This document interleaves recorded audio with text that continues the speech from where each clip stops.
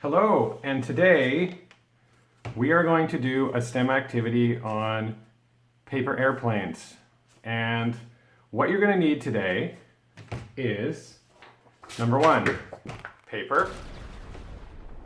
Number two, markers if you want to color it. Number three, a stapler if you would like to staple it. A stapler is good for adding weight. Number four, any type of tape you have in the house that you might want to use, or even packing tape, kind of a big roll like this, but it's clear. Any type of tape you would like to use. And most importantly, a tape measure. This tape measure is an older one. It only has inches on it, but you are able to measure with whatever tape measure you have at home. Use either inches or centimeters. So, when we're making paper airplanes, there's a lot of things that are to be considered. And what makes a paper airplane fly is the air.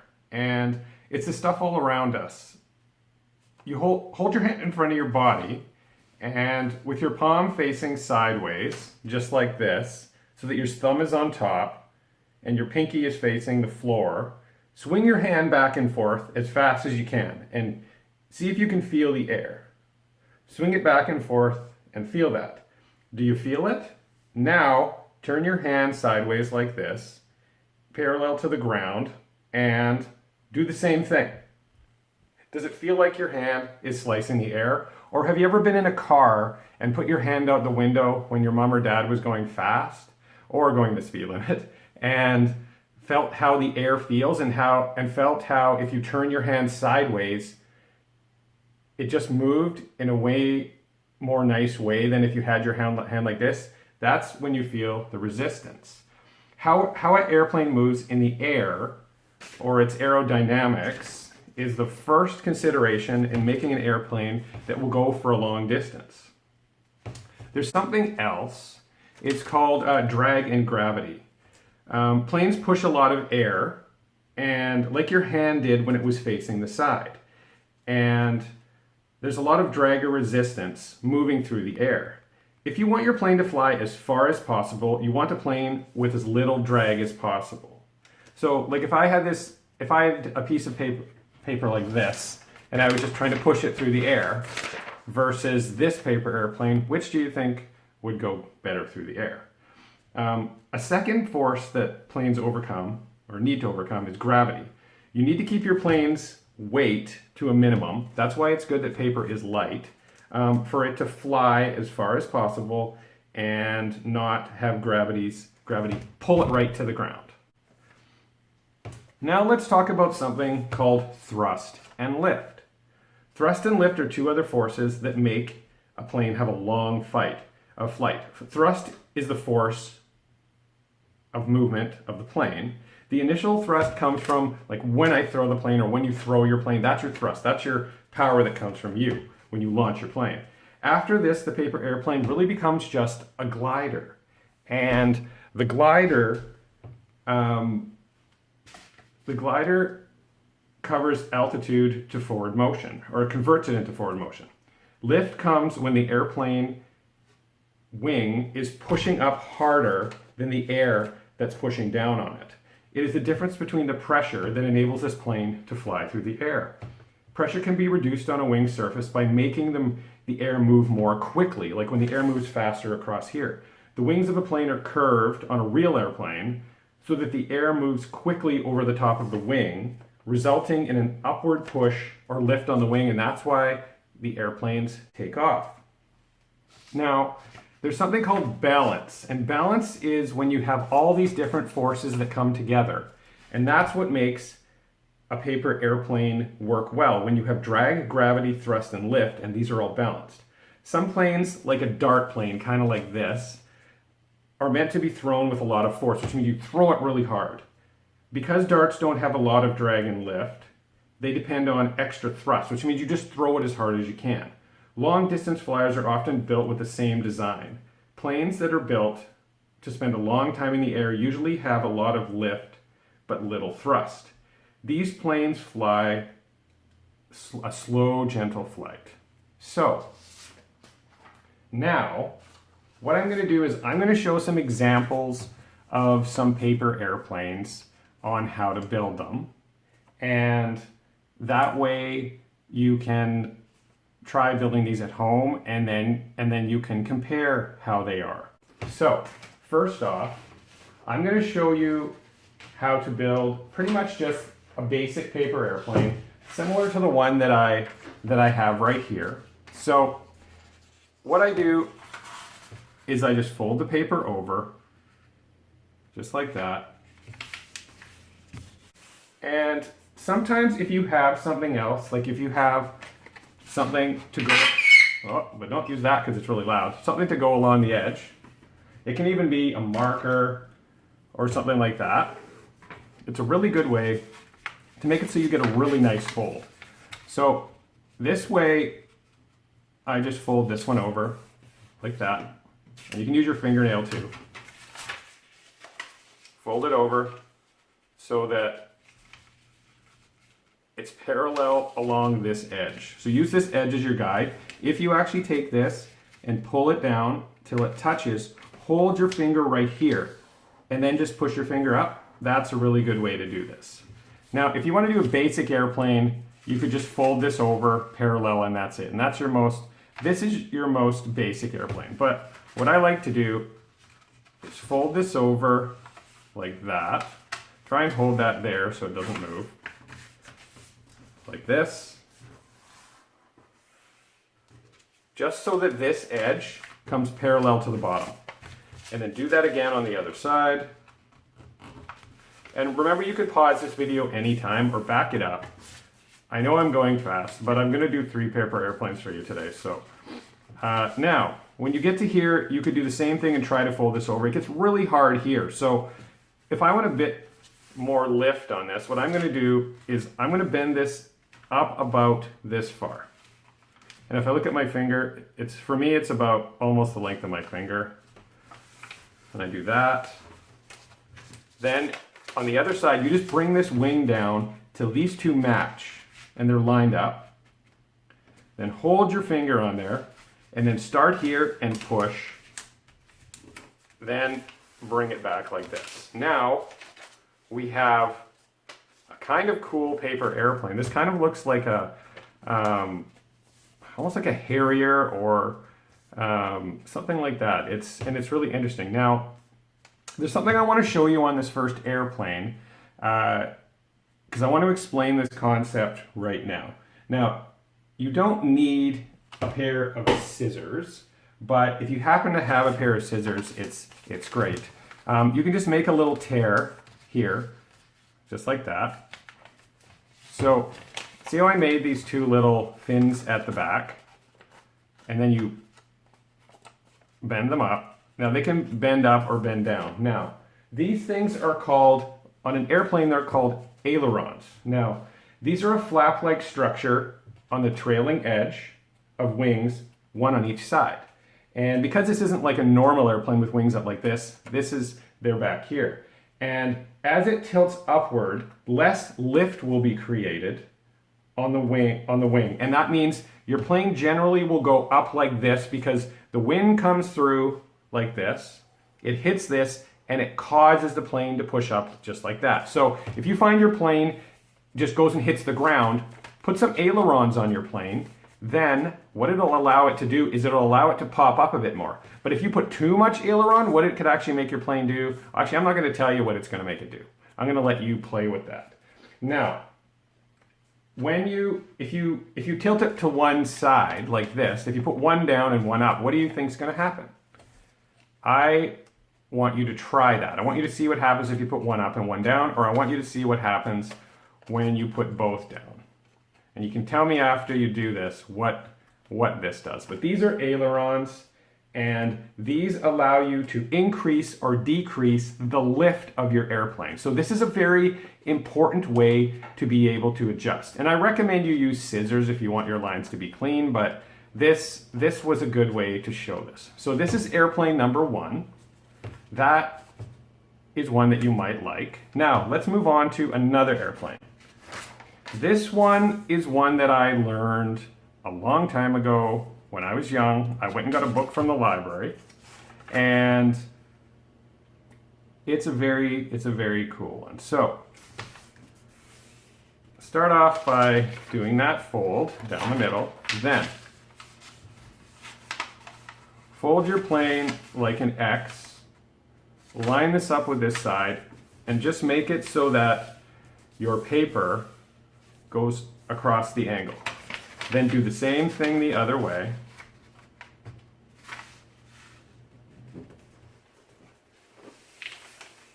Just like that. Now, turn your paper upside down, get that point, and bring it down so that this angle line meets that, this point meets that point on both sides.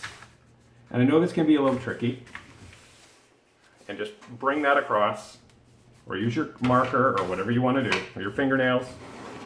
Now, you'll notice that when you go like this, it folds in really nice, right on top of each other. See that? Just folds right in and right down. That's why you turn the paper over before. Now, take this point, move this point up to there, and run it across. Take this point, do the same thing. Sorry if my fingers are in the way. Just like that. Now, just fold these down so that that point meets here, that point meets here, and then fold this whole thing right over. Now, you have this weird little thing right here. So, now you just fold this like you normally fold an airplane over. Just like that. I know it gets a little thick right in here, but that's an important part of this airplane, because the extra paper here adds more weight to the front, which is good when you throw on your paper airplane. Now, fold this over right there. You can see that I've got about that much.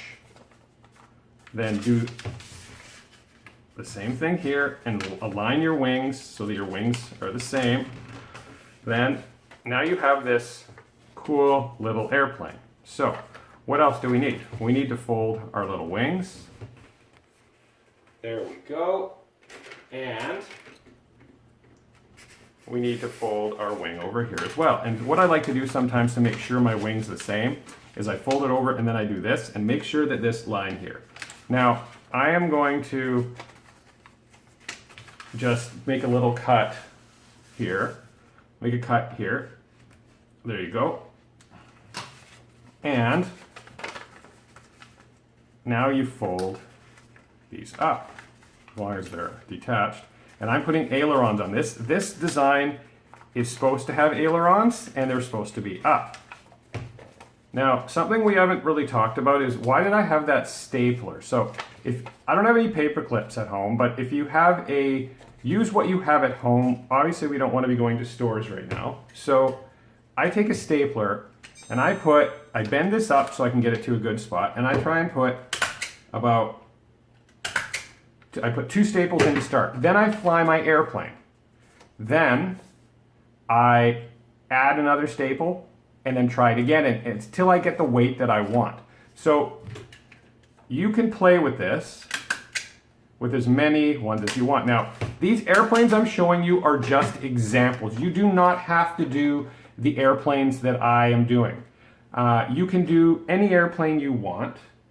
You can even do an airplane you design. You can do an airplane from a YouTube video. It's up to you. But what I would like you to do when you're doing this video is try different ones and do your best to be creative and invent your own airplanes. So that is a quick way to do a couple paper airplanes. So now I've got this one and now I've got that one. And you have different ways of doing them. Now, I'll show one more quick way to do one. Let's start with this. Let's fold it over. It's a good way to start a paper airplane. Then, let's fold this over. Let's fold this over again.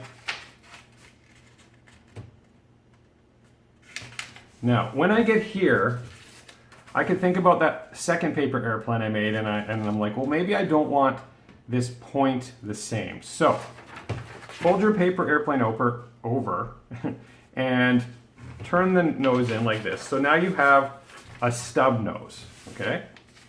Then do what you did last time and bring it down wherever you want. I'm going to bring it down to here. I want this one to look interesting. That's to say the least. I'm going to make it look interesting. I don't know what this is going to look like, but sometimes just changing the folds you do on airplanes can make it really cool. Now, so I have this cool place down here.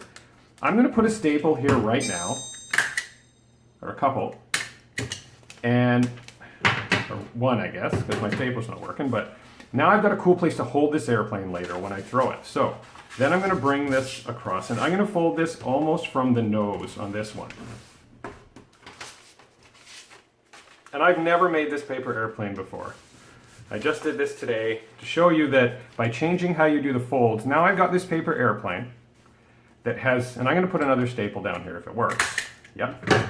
Now I've got this paper airplane that has a stub nose, and it's got this really good area to throw it. And that could help me with my thrust by being able to throw it better and not having some little thing to hold on. That could actually help me with thrust. So little modifications like this could actually help change it. And then do I want some ailerons on there? I don't know. Maybe I do, maybe I don't. Maybe I want to throw it first and see how it flies and then go from there. So now that I've made all these paper airplanes, you're going to make 3 as well. Make 3 paper airplanes.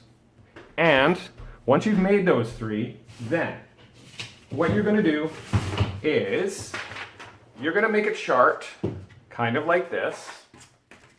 I'm going to move the airplanes out of the way. You're going to make a chart kind of like this. And so airplane 1 would say be this airplane. Airplane 2 would be this airplane. And you can even write, I could even write a number 2 on my planes like this and color them and make them look really cool. And that way I know which planes it is. And then this, I guess this would be my airplane number 3. So what you do is you get a parent, or if you have a cell phone, measure the time your airplane in seconds is in the air.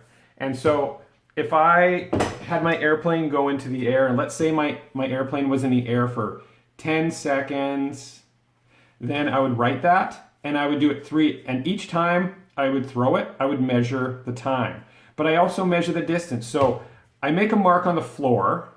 So imagine that, and I would do this outside if you can, as long as it's not too windy, because wind will really affect your, it'll affect everything. It'll affect your loft, it'll shoot your plane to the side, it'll shoot it down to the ground, it might shoot it up in the air. I mean, there's times when I've flown paper airplanes in the Rocky Mountains in Alberta where my plane flew for a really long time because the wind was coming up from the bottom and blowing up the mountain. So that's really up to you. But measure your feet or your centimeters. So I would measure from where I started throwing, make a line on the ground or put a piece of tape on the ground or put an object on the ground in your backyard or wherever you're throwing this, or even down in the hallway at home. And then measure from that point to wherever it is and write down the amount of centimeters or inches. So let's say mine went 100 inches. There. And then once you finish that, let's do this again. Let's say mine went 12. Let's say mine went 14. And then let's look at this. Let's say mine went 110, 120. And then when you're done, if you want to, this is an optional thing, take these 3. So let's say I had 10 plus 12 plus 14. 10 plus 12 plus 14. Find out what that equals. That would be 10, 20, 30, 34, 36. That would be 36. So that's total 36 seconds in the air for all 3. And then you would do 36. I know we haven't done division in our class yet, but 36 divided by 3. So 3 goes into 3 one time. That's 3. 3 minus 3 is 0. Bring down the 6. 3 goes into 6 2 times. And then you put the 6 back and equals 0. So I have exactly 12, and yours might not work out this way. And again, you do not have to get into division today, but this is just kind of cool. If you want to know what is the average my plane did for the time? So I know that the average my plane did is 12 seconds in the air. So, and the same can be done for inches. Add all three together, divide by the number of throws, and that gives you the average distance, or the average distance of your plane. So now what I am going to do is make one more airplane here quickly for you so that you can have another way of designing airplanes. So sometimes when I fold these things, I try to think of, how's the plane going to look when I'm done? So if you fold your airplane like this, what you could do is put some lines down it like this.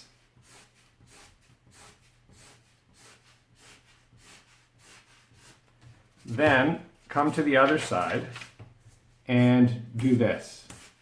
And that way it kind of gives you this cool design. You could color these in or do whatever you want. The main point here is about making these paper airplanes your own and having something interesting. And so then when I start folding it, I'm actually going to fold it opposite. I'm going to go the opposite way. And that way a lot of my lines will be visible. And I'm just going to do a double fold here so it's quicker. 1, 2.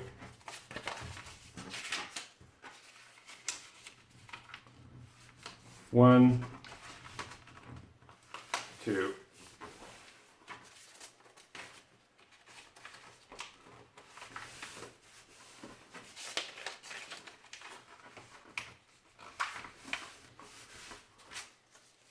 There, isn't that cool? Now it's got lines underneath. It's got lines down at the bottom. And this is the basic paper airplane.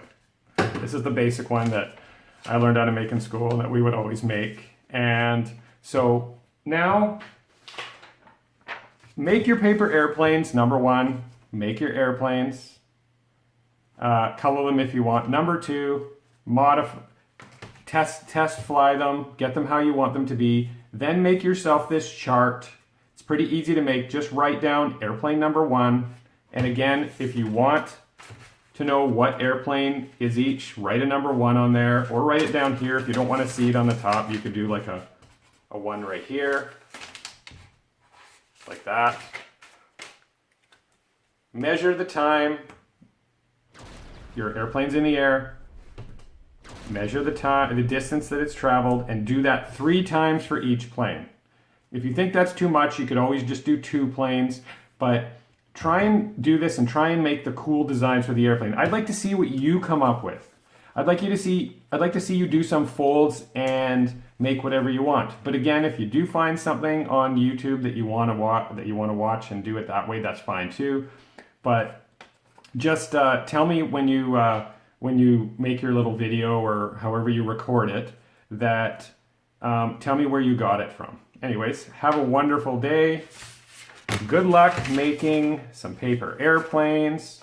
Think about cool ways to do it, and good luck.